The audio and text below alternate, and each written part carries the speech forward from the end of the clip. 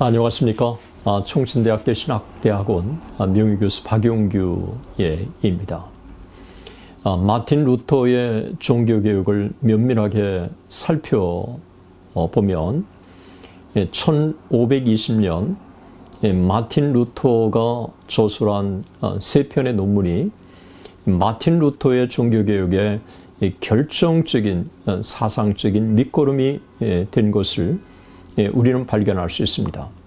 만약에 마틴 루터가 1517년 10월 31일 95개 조항을 비텐베르그 성문에 내걸었고, 그리고 종교개혁의 거대한 포문을 열고 종교개혁 운동을 전개했지만, 만약에 1520년에 그가 저술한 세 편의 논문을 쓰지 않았다면 종교개혁의 방향은 분명히 달라졌을 것입니다.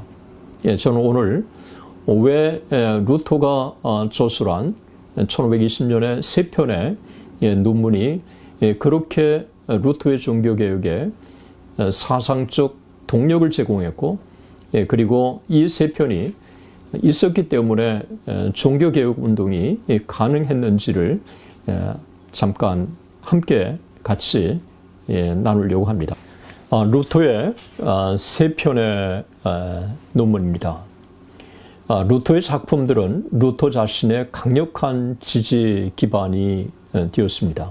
루터는 자신의 저술과 논문을 통해서 개혁의 불길을 중단하지 않고 계속 확산시켜 나갔습니다.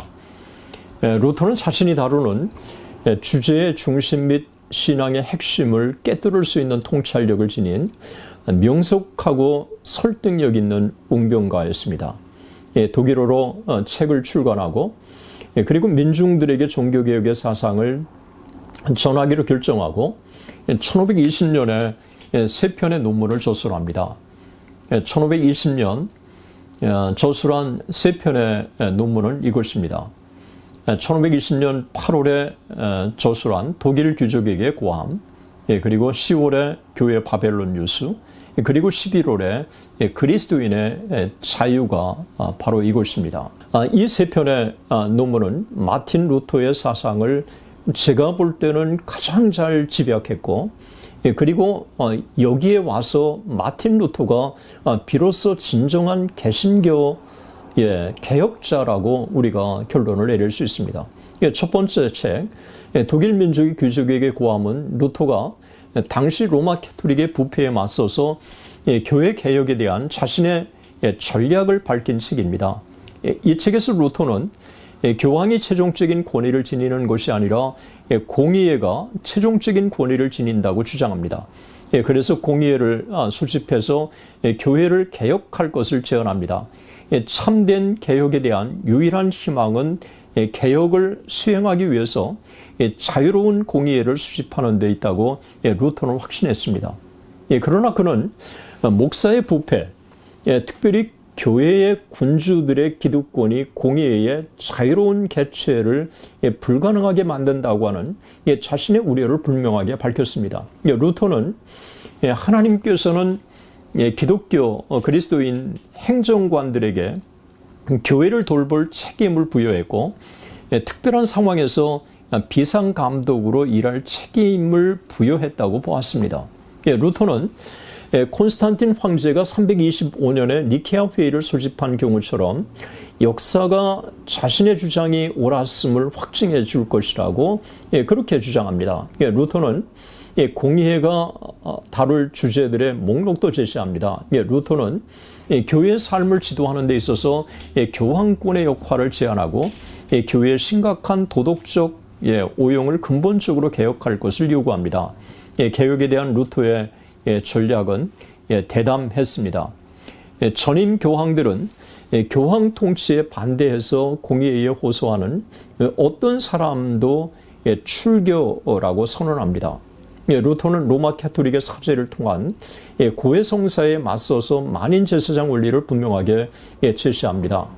너희는 왕 같은 제사장들이요 거룩한 나라요 그의 소유된 백성. 베드로전서 2장 9절. 그리고 그들로 우리 하나님 앞에서 나라와 제사장들을 삼으셨으니 계시록 5장 10절에 근거해서 우리 모두 거룩한 제사장이 되었다고 하는 것입니다. 누구나 직접 하나님께 나갈 수 있다고 하는 사상은 평신도와 신부 사이의 중간의 벽을 허문 것입니다. 모든 신자가 바로 제사장이라고 하는 교리를 심어준 것이죠. 당시는 혁명과 같은 것입니다. 로마 캐토릭의 근본적인 가르침을 반대한 것입니다. 또한 루터는 모든 그리스도인들이 자신들의 언어로 성경을 읽고 해석할 수 있는 권리를 날 때부터 부여받았다고 그렇게 주장합니다. 하나님이 교황에게 성경 해석 독점권을 주셨다고 주장하며 성경 해석을 교황의 독점으로 삼았던 당시 상황에서 루터의 이와 같은 주장은 일종의 혁명이었습니다. 루터는 교황 외에는 공의회를 소집할 수 없다는 로마 캐토릭 교회의 입장도 잘못되었다고 지적한 것입니다. 맥그레이스의 표현을 빌린다면 루터가 신앙의 민주화를 주창한 것입니다. 이 논문은 사천부가 발행되었는데 이는 당시로서는 대단한 것입니다. 그러고도 또다시 재판돼서 이 책은 라이프치, 스트라스부르크까지 널리 퍼져나갔습니다. 그러니까 훗날 이 만인 제사장 원리는 모든 사람은 태어날 때부터 자유롭고 평등하다고 하는 미국 독립선언서의 기본 원칙이 되었습니다. 1520년에 루터의 두 번째 논문 교회의 바벨론 유수는 더 신학적이었습니다. 이 논문은 16세기의 많은 그리스도인들에게 가장 민감한 주제였던 성리를 다루었습니다. 학자와 성직자를 대상으로 한 라틴어로 기술된 교회 바벨론 유수에서 루터는 평신도들도 떡과 포도주를 받아야 한다고 주장합니다. 당시 로마 교회는 오직 사제들만 떡과 포도주를 받았고 평신도들에게는 단지 떡만 허용했습니다. 따라서 이것은 당시 잘못된 성만찬에 대한 개혁의 외침이었습니다. 중세 7가지 성례를 연구한 루터는 논문 서두에서 단지 세례와 성만찬 그리고 고해성사 3가지만 참된 성례라고 선언합니다. 그러다가 논문 끝에는 단지 세례와 성만찬만이 참된 성례라고 주장합니다. 루터는 세례와 성만찬을 성례로 인정했고 신품성사, 견진성사, 혼배성사, 종부성사가 성경의 근거가 없고 주님이 명하신 것도 아니라고 그렇게 판단했습니다. 당시 로마 캐토릭의 미사를 어떤 다른 교리보다 더 사악한 것이라고 이해한 것입니다. 루터는 온 정성을 기울여 성만찬을 매우 조심스럽게 분석합니다. 그는 교황청의 성례에 3가지 큰 장애물을 놓았다고 주장합니다. 첫 번째 장애물은 포도주와 떡을 주신 그리스도의 본보기를 따르기보다는 로마 교회가 정한 한 가지 종류의 성찬을 허용한다는 것입니다. 두 번째 장애물은 화채설입니다. 화채설을 통해서 교회는 떡과 포도주의 본질이 그리스도의 몸과 피로 완전히 대치된다고 믿었던 것입니다. 세 번째 장애물은 성찬제 교리였습니다. 루터가 볼 때 이것은 가장 잘못된 교리였습니다. 이 교리는 신부가 그리스도를 성부께 속죄제로 드린다는 것이죠.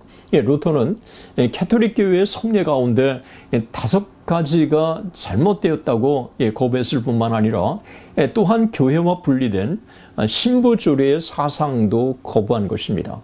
루터는 이 논문에서 여러 번 만인 제사장직을 강조합니다. 루터에게 모든 참된 신자는 동료 신자들을 위한 제사장이라고 하는 것입니다.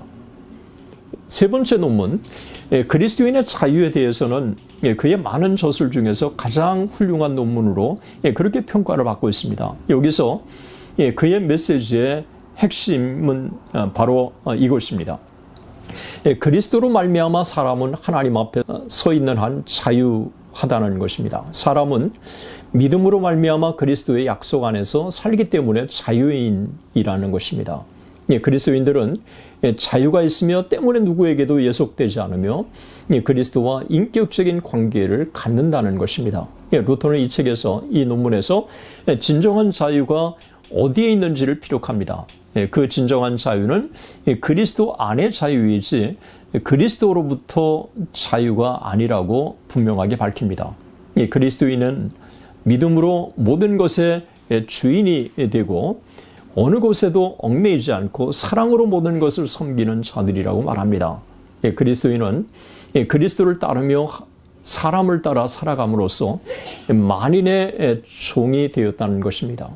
진실되고 섬기려는 사람은 하나님으로부터의 어떤 것을 얻으려고 하지 않고 오히려 진실된 믿음 안에서 매사에 하나님을 기쁘시게 하기를 열망한다는 것입니다.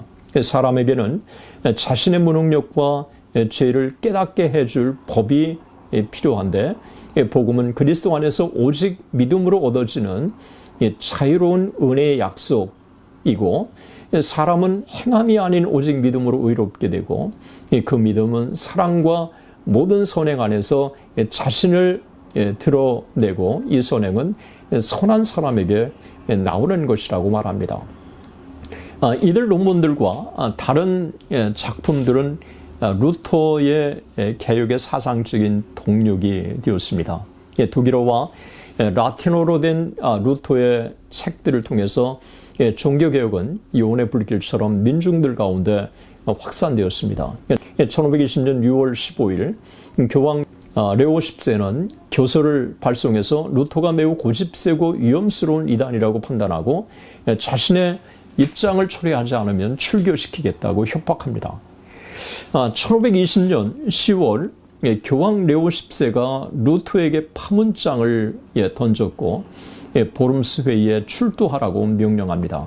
하지만 1520년 12월 10일 루터는 굴복하지 않고 오히려 수많은 군중들과 학생들 그리고 교수들이 지켜보는 가운데 교황의 파문장을 불태웁니다. 교황권에 대한 정면 도전이었습니다. 당신이 여호와의 거룩한 자를 괴롭힌 것처럼 영원한 불이 당신을 괴롭힐 것이다고 정면으로 루터가 맞섰습니다. 그 후 루터는 교황을 적그리스도로 규정하기 시작합니다. 교황의 파문장을 불태우고 저수를 통해서 교황을 적그리스도로 규정한 것은 교황권에 대한 루터의 입장이 무엇인가를 분명하게 보여준 것입니다.